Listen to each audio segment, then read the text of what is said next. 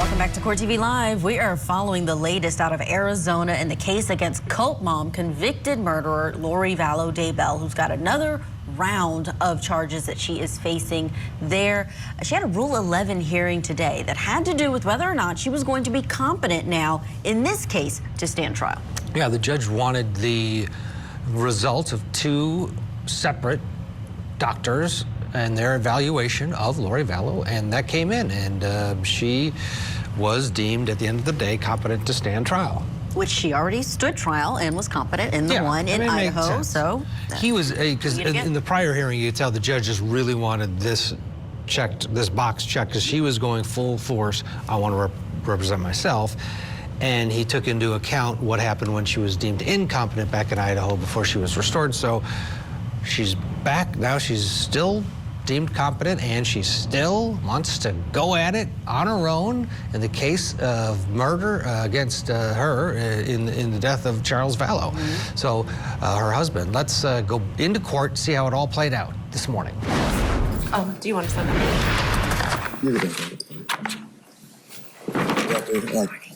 Morning. You're the victim of a crime with a case pending before this court. You're advised that you have rights under Arizona law that, among others, include the right to be treated with fairness, respect, and dignity, to a speedy trial, to be present at court proceedings, to choose whether or not to be interviewed by the defendant or the defendant's attorney, to be heard before the court makes a decision on release, negotiation of a plea, scheduling and sentencing, and to receive restitution from a person who's convicted of causing you loss. If you have not already been provided with a written statement of all victims' rights, please contact the Victim Services Division of the Prosecutor's Office. Okay, we're ready to go on the record now in calendar number 1 and 2. This is CR 2022-001-242-001 and CR 2021-001-704-001. The matters of the state of Arizona versus Lori Vallow have appearances. Good morning, Your Honor. Katie Staub appearing for the state. Morning. Good morning, our Pamela Hicks and Robert Abernathy on behalf of Miss Lori Vallow, who's present and in custody. Thank you. Ma'am, tell me your full name and date of birth for the record. Lori Daybell, 6/26/1973. Thank you. All right, so last we were here, we were waiting on a second report from Dr. Hernandez. Since that time, Dr. Hernandez has been relieved. The court's appointed Dr. Webster. Dr. Webster has met with the defendant and submitted a report dated December 2nd, 2024. So we do have two reports. My understanding from the state is that there's some issue, though, with the redactions that were made to that report. Did you want to be heard on that, Ms. Staub? Just briefly, I did send an email to the court and to defense counsel yesterday, just indicating upon review, the state's review of the most recent report, it seems like there were a lot of redactions made, most concerning in the opinion of the doctor. So I just wanted the court to have an opportunity to review that and assess basically whether those redactions were appropriate. Okay. So redaction of Rule 11 reports is dictated by Rule 11.4A2. Redactions are allowed for any statements by the defendant about the charged offense or any other charged or uncharged offense or any summary of such offense. I read that to be very broad, but I don't read that to include anything outside of statements about those things. Did you wish to be heard on redactions? No, I'm just looking, and if it's, and I did not bring my laptop, but I have my highlighted copy here, and if it says to Section 4, the opinion as to competency, I had some things that I talked to my team about whether or not they were questionable, but I don't think I redacted, but the court can correct me if I'm wrong. The state provided the court a copy of what they've received, and it does have a redaction here under the 4th section in the clinical formation on page 5 of the report. So it's that last sentence of the first paragraph there. I think that was just because it was relating, it wasn't necessarily a statement, but the comment was relating to Idaho. Okay. And I recognize a lot of the statements and information within Rule 11 proceedings might be concerning. There are certainly protections by law to prevent those from coming in as evidence at trial. And so rest assured that this information is not going to, unless it falls under limited exceptions, it's not going to bleed into any trial stages of the case. But from my reading of what's been redacted, I'm not sure that it falls within that rule.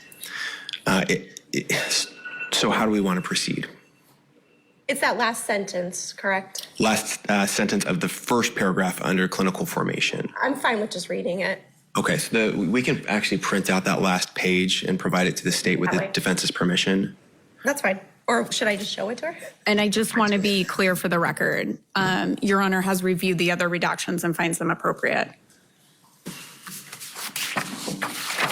That was the clinical formulation was the most concerning part to the state, but because we usually don't see that extensive of redactions, I just wanted to be sure that, and that's fine if the court has made the evaluation that those are appropriate. I just want that to be clear on the record.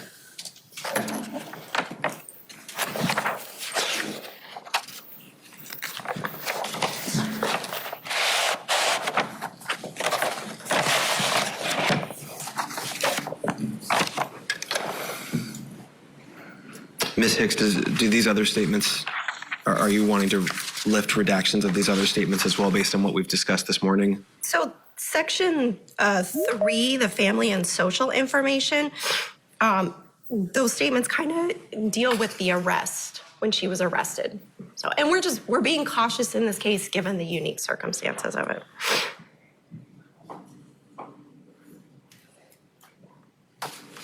How about the other statements? Oh, sorry. The one in the history, the victimization history, we're standing by that redaction. We wouldn't, I don't know how to phrase this, but it gave us some concern that potentially could be issues in a trial, obviously. But how is it a statement of a charged or uncharged offense under the rule?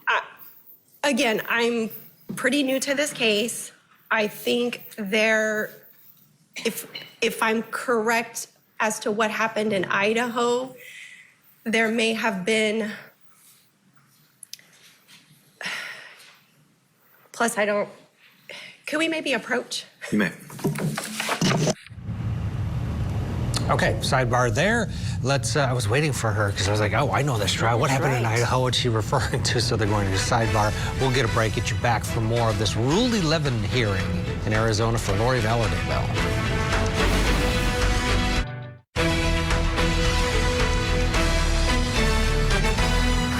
Welcome back to Court TV Live, along with Julia Janae. I'm Ted Rollins. We are watching this Rule 11 hearing, which took place this morning in Arizona for convicted killer Lori Vallow.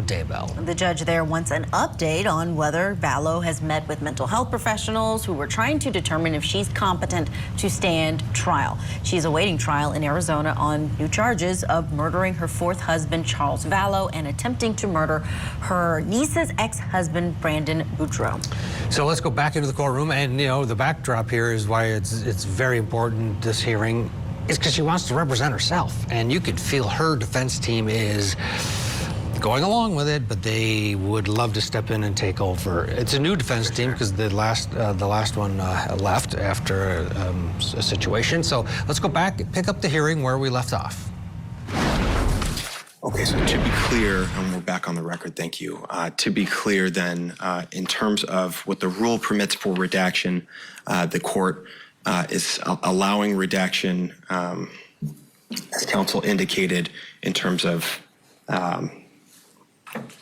some language about an arrest and extradition, but other redactions do not appear to fit underneath Rule 11.4, and so should be lifted so the state has a chance to review that. It's just a few sentences in a brief report, and so I hope that the state can do that and we can proceed this morning to prevent any further delay. Is that something we can do?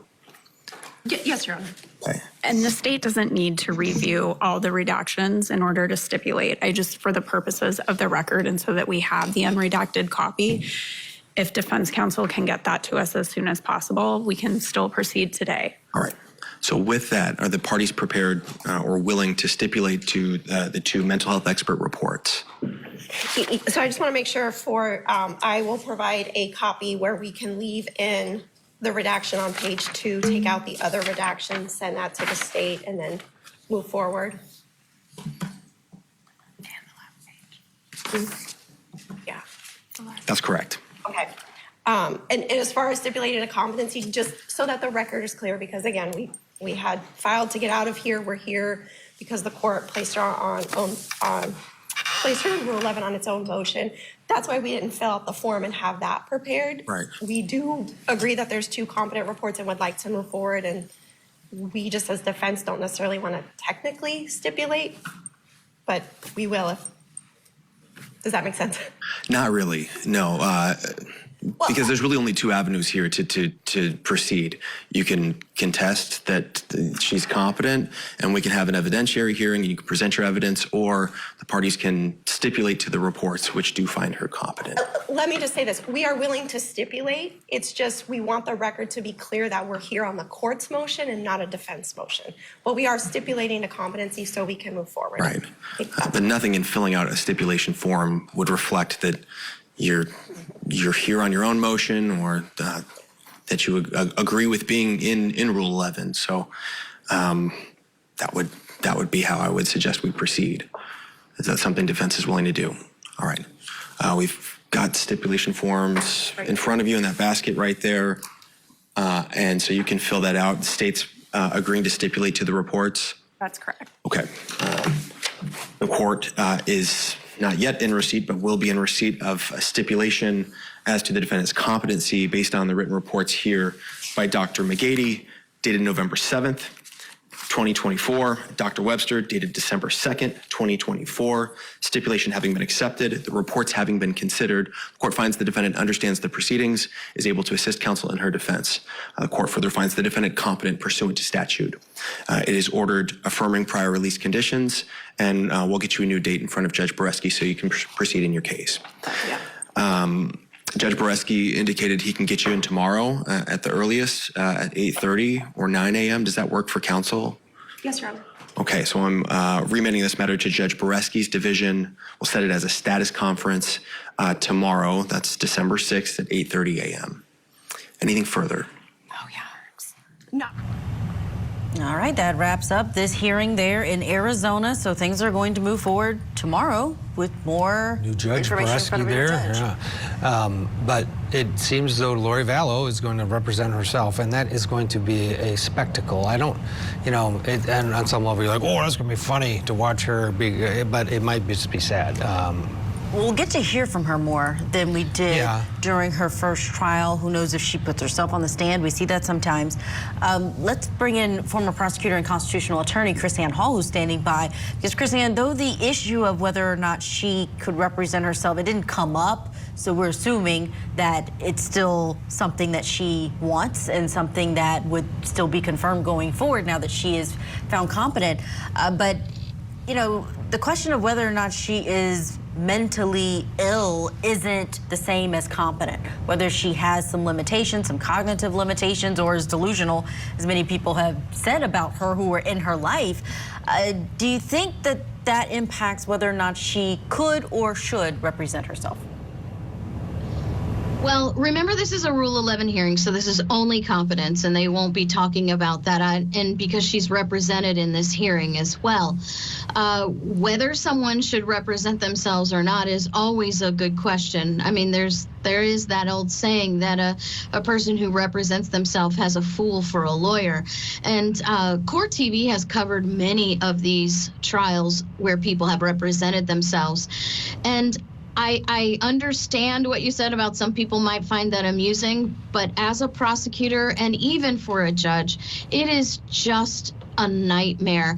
I mean, the judges are frustrated because you cannot allow the person who's representing themselves to break the rules of criminal procedure. They have to follow the same rules, but they don't understand them and they don't know them. And it just becomes a mess, especially when we remember that she has a history of refusing to appear in court, which creates a whole new problem when she represents herself. Yeah, there's so many problems ahead if indeed she ends up with this.